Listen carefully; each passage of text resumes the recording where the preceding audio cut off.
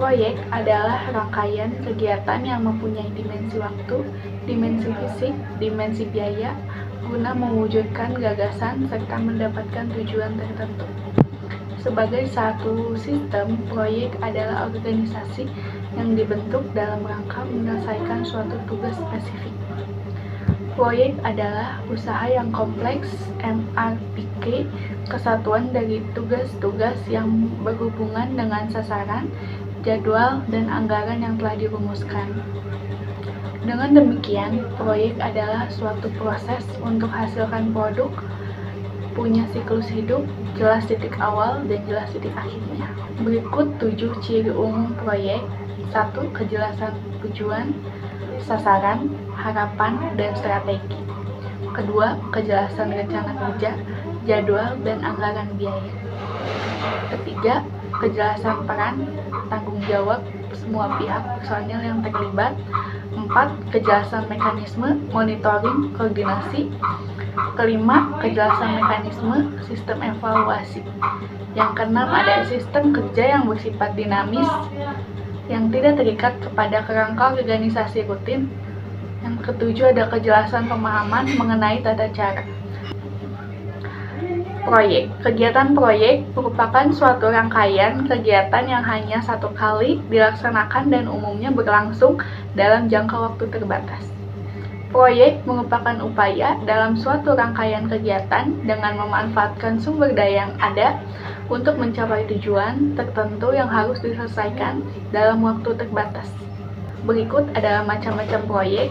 Yang pertama ada proyek engineering konstruksi, proyek engineering manufaktur, proyek penelitian pengembangan, proyek kapital. Yang ketiga ada kendala dalam menentukan proyek. Yang pertama ada anggaran proyek atau biaya atau cost. Yang kedua ada jadwal pelaksanaan, waktu dan schedule. Yang ketiga ada mutu produk atau quality specification. 4.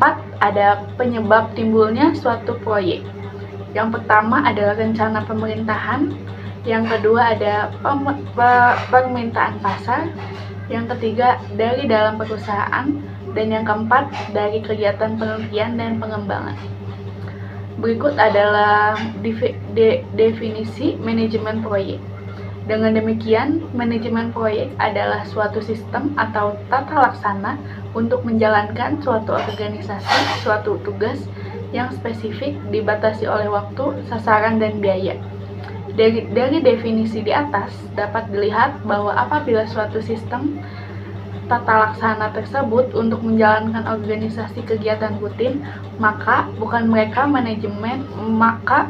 itu bukan merupakan manajemen proyek, tapi manajemen kegiatan rutin. Pengertian manajemen proyek secara umum itu ada dua. Manajemen proyek atau biasa Kaizen adalah merencanakan, mengorganisir, memimpin, mengendalikan sumber daya perusahaan untuk mencapai sasaran jangka pendek.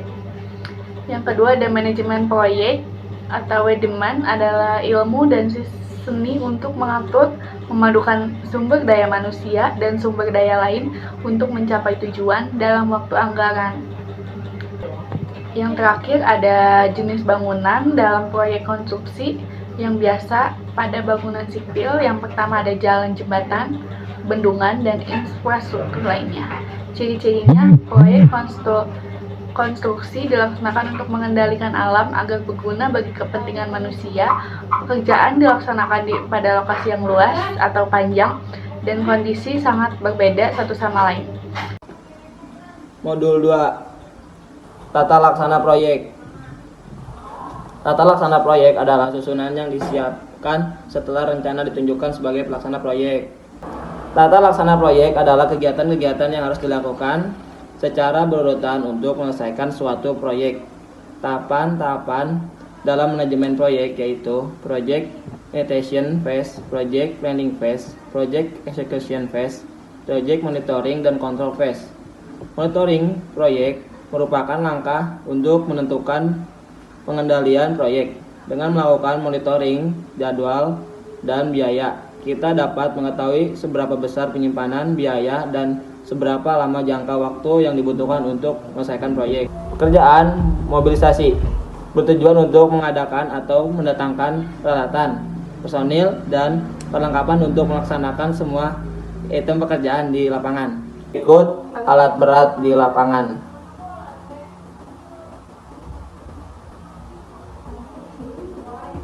Pekerjaan pengukuran dan pembersihan lapangan. Sebelum pekerjaan dimulai, terlebih dahulu dilakukan pembersihan lokasi dari sampah, rumput, dan berbagai hal lain yang dapat mengganggu pelaksana pekerjaan. Pembersihan dilakukan dengan menggunakan bantuan alat berat ekskavator.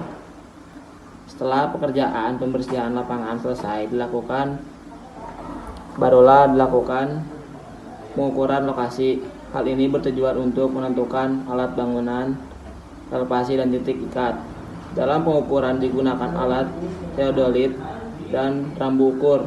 Pengukuran ini dilakukan oleh seseorang superior.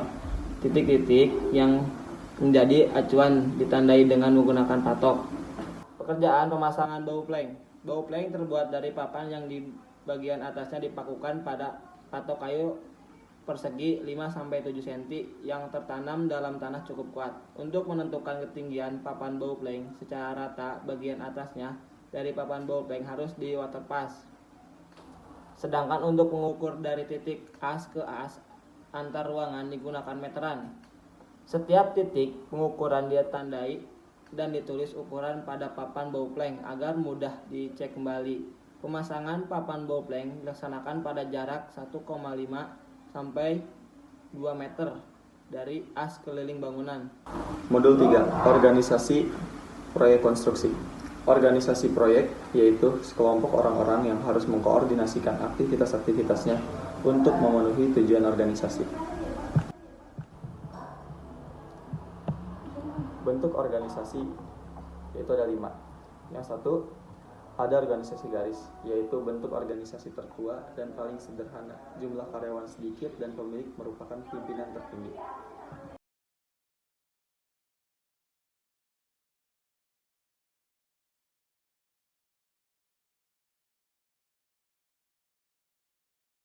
Yang kedua ada organisasi garis dan staf.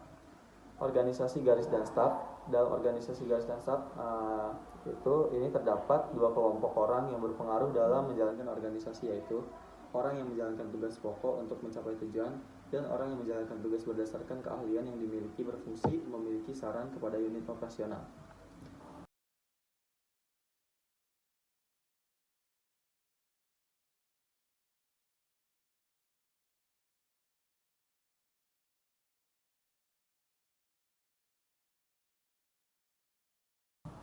Yang ketiga ada organisasi fungsional. Organisasi fungsional yaitu mendasarkan pembagian tugas serta kegiatan pada spesialisasi yang dimiliki pejabatnya.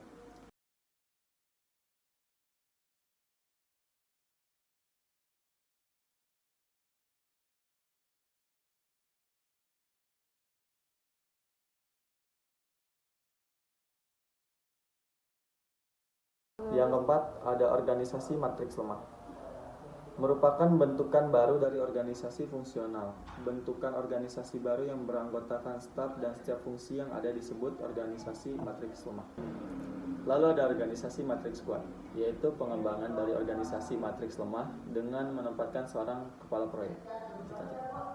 Yang kelima ada organisasi panitia, yaitu kepemimpinan dan tanggung jawab dilaksanakan bersama.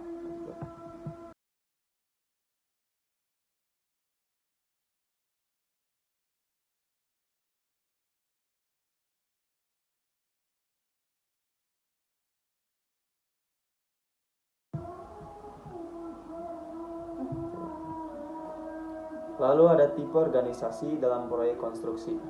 Pengelompokan fungsi organisasi menjadi dasar terjadinya berbagai bentuk atau pola organisasi dalam proyek konstruksi, yaitu yang pertama tradisional atau traditional classical organization, yang kedua ada swakelola force account, yang ketiga proyek putar kunci atau turnkey project. Organisasi tradisional. Ciri-ciri bentuk organisasi semacam ini adalah konsultan perencana terpisah, kontraktor utama tunggal, banyak melibatkan subkontraktor atau dikerjakan sendiri oleh kontraktor utama, dan jenis-jenis kontrak biasanya diterapkan harga tetap, harga satuan, maksimum bergaransi, kontrak biaya tambah upah tetap.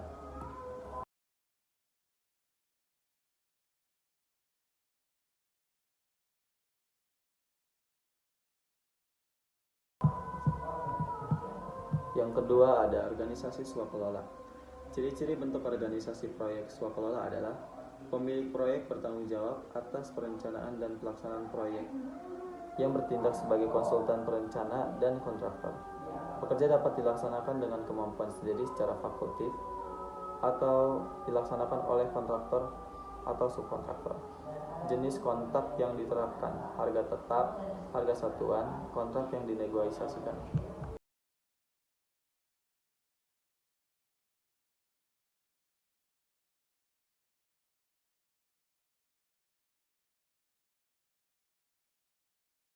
Yang ketiga ada organisasi putar kunci. Dalam metode ini, keseluruhan manajemen proyek yang meliputi konsep perencanaan, perancangan, pelaksanaan, konstruksi, serta penyelesaian proyek biasanya ditangani oleh satu perusahaan.